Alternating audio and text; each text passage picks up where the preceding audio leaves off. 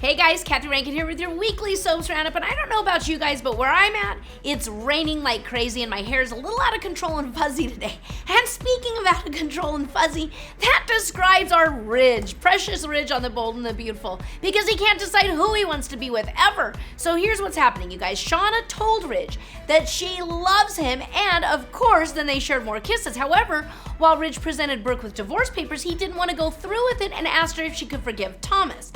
Now, Liam did not approve of the time Hope had been spending with Thomas and Douglas, while Steffi realized Thomas was using Douglas to lure Hope back to working at Forrester. I can't keep up with this whole storyline. Coming up, Hope and Steffi go head to head in a fashion competition, and you know how we live for these cheesy fashion scenes. I can't wait to see what happens on the runway and whose clothes get ripped off. Okay, on Days of Our Lives in prison, Clyde tried to shank Will, but Ben saved him and ended up getting knifed in the side instead. Now, Eric told Sarah that he would agree to joint custody of Mackenzie, but Xandra could not be a part of her life. Now, later, Mackenzie was rushed to the hospital with a fever. Who goes to the hospital just because you have a fever? Now, Eli and JJ both headed to Rome to track down Kristen, who was, you guessed it, hiding out in the convent with Lanny as they prepared to take their final vows and become nuns. Don't do it, girls. Coming up, JJ holds Kristen at gunpoint.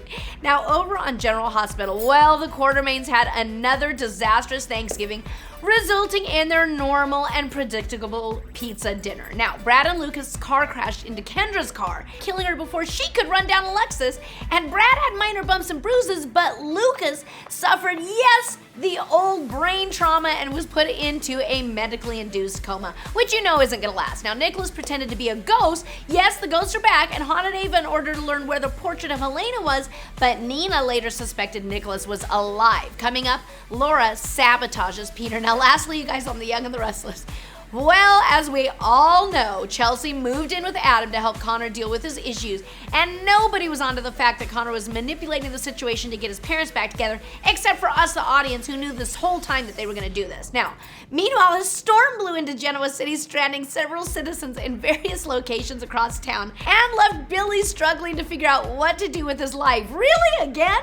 Now, several guests at the Grand Phoenix ended up having their rooms robbed, and after Abby fired Phyllis for using her security system to spy on her, Chance discovered that Abby was the thief. Coming up, Jack makes big changes at Jabot again. All right, that's it for this week, you guys. We'll see you next time on the Weekly Soaps Roundup.